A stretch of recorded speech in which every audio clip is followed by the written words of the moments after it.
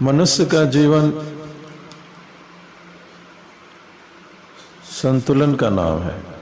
यदि जीवन संतुलित है और जीवन के सभी कार्य संतुलित रूप से किए जा रहे हैं तो मनुष्य स्वस्थ रहता है।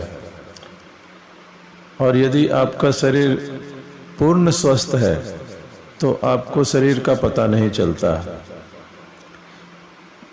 आपको देह का स्मरण रखने की जरूरत नहीं रह जाती, क्योंकि जब भी शरीर में कोई तकलीफ होती है तभी आपको पता चलता है कि शरीर क्या है और शरीर में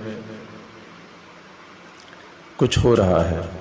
यानी शरीर किसी आपातकालीन व्यवस्था में है, किसी जगह तकलीफ में पड़ी है, तो उस समय आपको आपके आत्मा का ध्यान उस छोटे से अंग पे, उस शरीर के छोटे से अंग पे चला जाता है जहाँ पर वह पीड़ा है। सारी चेतना वहीं पर दौड़ने लगती है जहाँ पर पीड़ा है।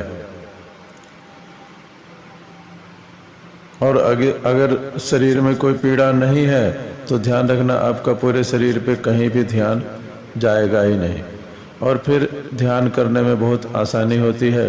और फिर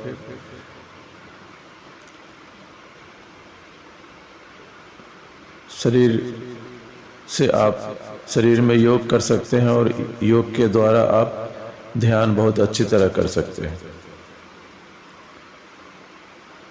शरीर में यदि ज़्यादा आहार आपने ले लिया तो फिर योग न कर सकेंगे, क्योंकि ज़्यादा आहार लेते ही सारी खून की कोशिकाएं पेट की तरफ दौड़नी शुरू हो जाएंगी, चेतना पेट की तरफ दौड़नी शुरू हो जाएंगी। इसलिए भोजन के बाद व्यक्ति को नींद मालूम होने लगती है। यहाँ नींद का और कोई भी कारण नहीं है। नींद का कारण सिर्फ इतना है कि जैसे ही आपने भोजन लिया तो चेतना पेट की तरफ, ब्लड सेल्स पेट की तरफ प्रवाहित होने लगती है, और जब खून की कोशिकाएं सभी तरफ से पेट की तरफ जाने लगती हैं, ब्लड प्रवाहित होने लगता है, तो मस्तिष्क में भी खून का प्रवाह कम हो जाता है। इसलिए मस्तिष्क निद्रा से भरने लगता है, प्रमाद से भरने लगता है। तो ज़्यादा भोजन ले लिया तो ज़्यादा नींद मालूम होगी, तो फिर आप ध्यान नहीं कर पाएंगे, योग नहीं कर पाएंगे, क्योंकि मस्तिष्क अब काम नहीं कर सकता।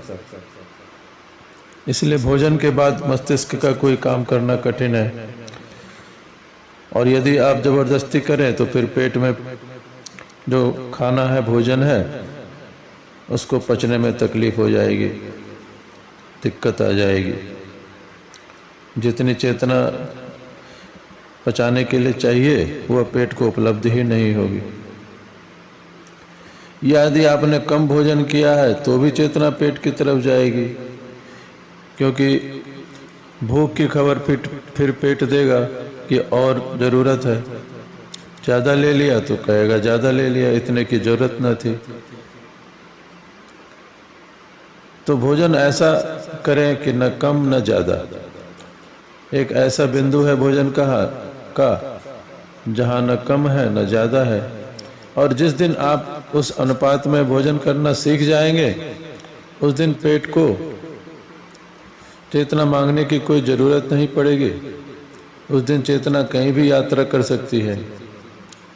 इसी प्रकार निद्रा के संबंध में भी बातें हैं। अगर आपने नींद कम ली तो आपका शरीर पुकारता रहेगा कि विश्राम नहीं मिला, नींद नहीं मिला, थकान सी मालूम होगी, आंखें भारी हो जाएंगी, और शरीर आपको बताता रहेगा कि सो जाओ, थकान मालूम होती है, जमाई आएगी, और आपकी चेतना शरीर के विश्राम के लिए परेशान रहेगी।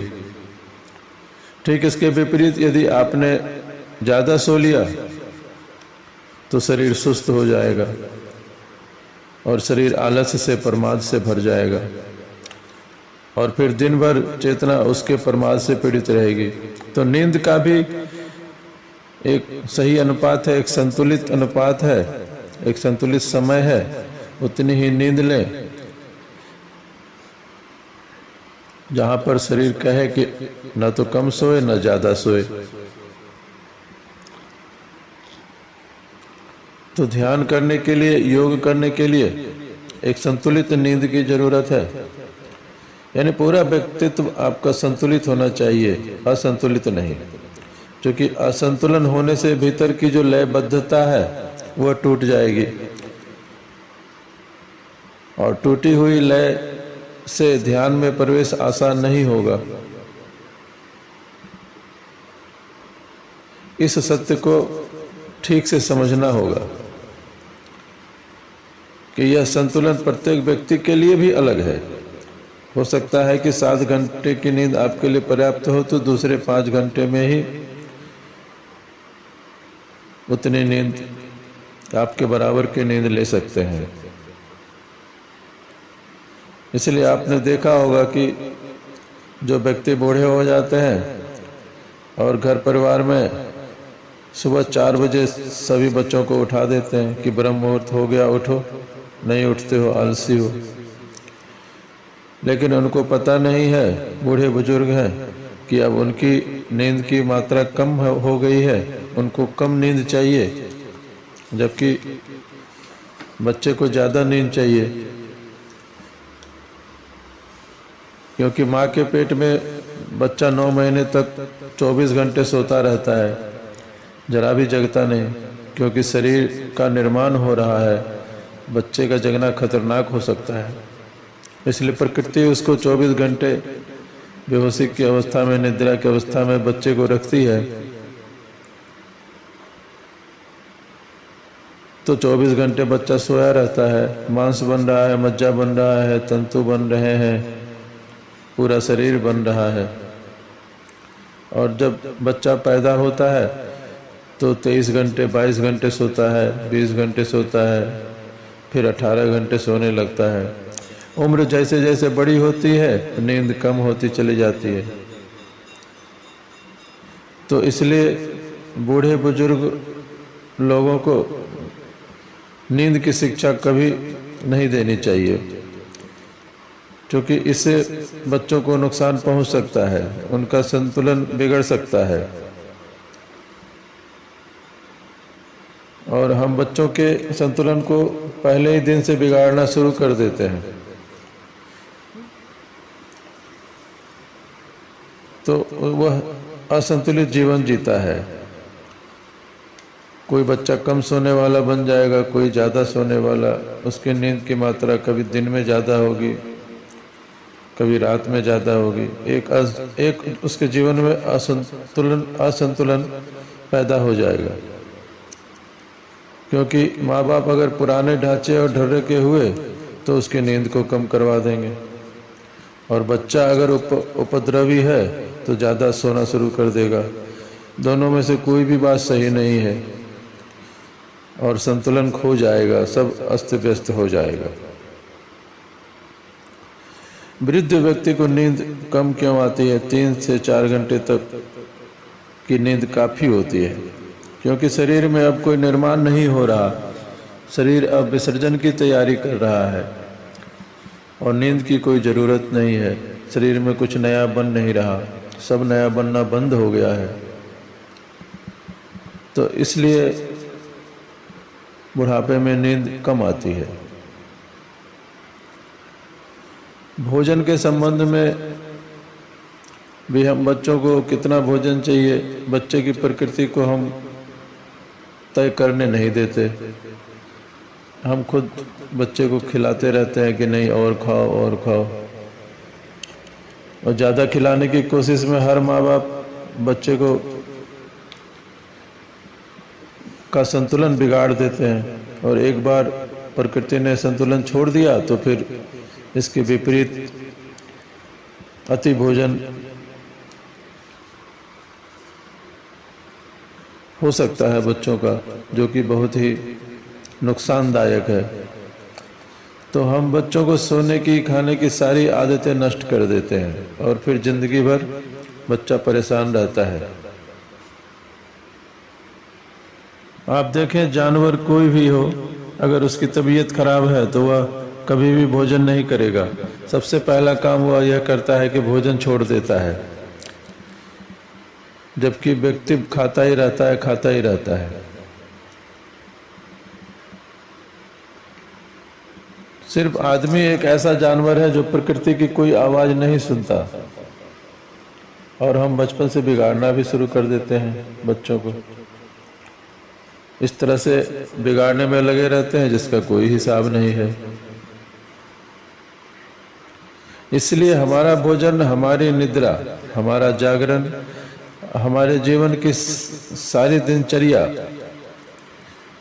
असंतुलित होती है, समन्वय को खो देती है। दूसरी बात, प्रत्येक व्यक्ति की जरूरत अलग है। एक ही उम्र के 10 बच्चे हैं तो 10 बच्चों की जरूरतें भी अलग हैं, और जो नियम बनाए जाते हैं वो सबके लिए एक बनाए जाते हैं। जैसे कहा जाता है कि हर व्यक्ति को 7 घंटे की नींद जरूरी है, लेकिन किस आदमी को यह कहा नहीं गया। यह एक एवरेज है।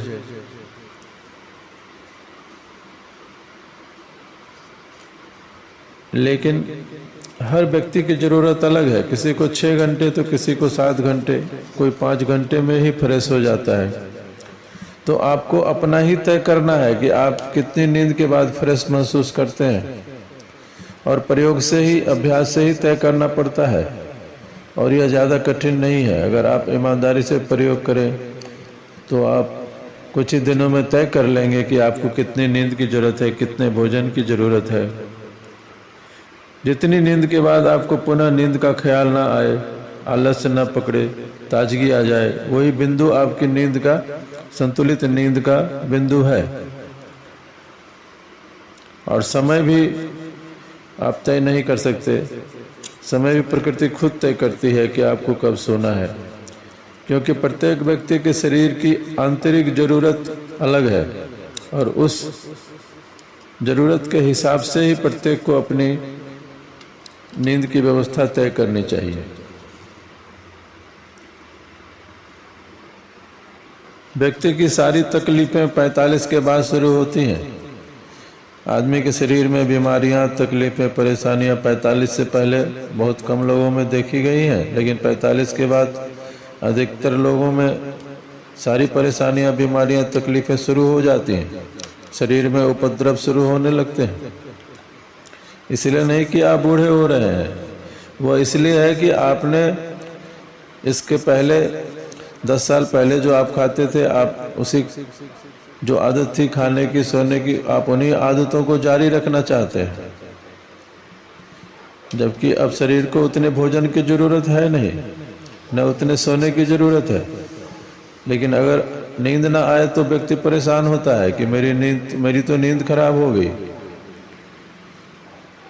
कोई दवाई ले लो, थोड़ी शराब पी लो, और अपने आप को बिगाड़ने में लगे रहते हैं। यह भूल जाते हैं कि अब आपकी नींद की जरूरत है नहीं इतनी, आप उतना सो नहीं पाएंगे। इसलिए, और आदमी की जरूरत रोज बदलती है, इसलिए व्यक्ति को सजग होकर सोचना चाहिए कि अब मेरी उम्र यह है तो मेरे लिए सुखद क्या है। और ध्यान देना, व्यक्ति का शरीर खुद सूचना देता है। दुख सूचना देता है कि आप कुछ गलत कर रहे हैं, और सुख सूचना देता है कि आप ठीक कर रहे हैं, संतुलित हैं।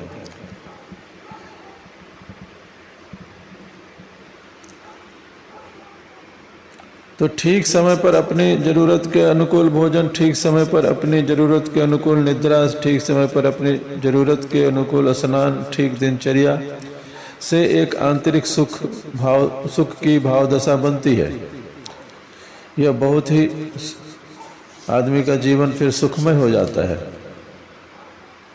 और उसके भीतर शांति की व्यवस्था कायम हो जाती है।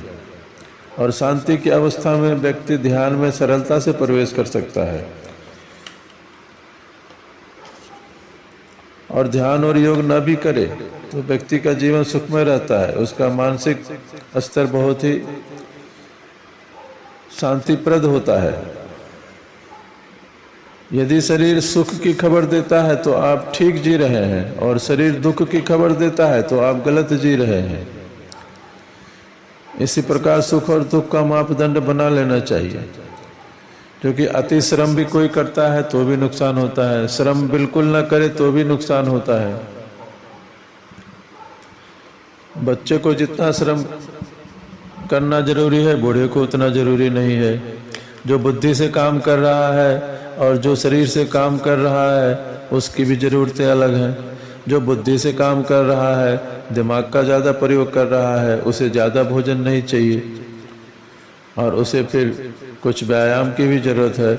जो शरीर से काम कर रहा है उसे ज़्यादा भोजन चाहिए और उसे फिर व्यायाम की कोई ज़रूरत नहीं है। जो शरीर से काम कर रहा है उसे किसी और श्रम की अब ज़रूरत नहीं है कि वो शाम में जाकर फुटबॉल खेले। अगर वो शाम में जाकर फुटबॉल खेलता है तो इसका मतलब वह पागल है। और जो बुद्धि से काम कर रहा है उसके लिए व्यायाम, जिम जाना जरूरी है, या किसी खेलने, तैरने का, दौड़ने का या किसी प्रकार का शारीरिक श्रम जरूरी है। तो प्रकृति संतुलन मांगती है। प्रकृति पूरे वक्त संतुलन मांगती है।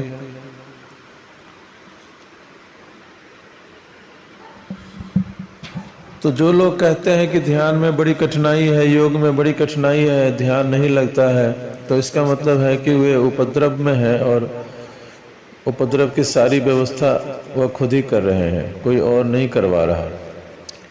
जो नहीं खाना चाहिए वह खा रहे हैं, जो नहीं पहनना चाहिए वह पहन रहे हैं, जैसे नहीं बैठना चाहिए वैसे बैठ रहे हैं, जैसे नहीं चलना चाहिए वैसे चल रहे हैं, जैसे नहीं सोना चाहिए वैसे सो रहे हैं। सब काम अव्यवस्थित रूप से कर रहे हैं और फिर पूछते हैं कि ध्यान में कोई गति नहीं होती, बड़ी तकलीफ होती है। क्या कोई पिछले जन्म का कोई कर्म है? ध्यान में कोई गति क्यों नहीं हो रही? बहुत मेहनत करता हूँ। तो ध्यान में कोई गति होगी ही नहीं और पिछले जन्म की तो कोई बात ही नहीं है। यह सिर्फ इतना है कि प्रकृति के साथ आप संतुलित नहीं है। यह सिर्फ इसकी सूचना है कि आप प्रकृति के साथ पहले संतुलन बनाइए और अपनी पूरी स्थिति बदलिए, तब ध्यान जैसी महान घटना से आप रूबरू हो पाएंगे।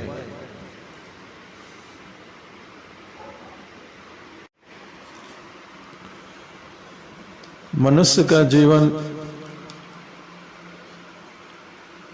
संतुलन का नाम है। यदि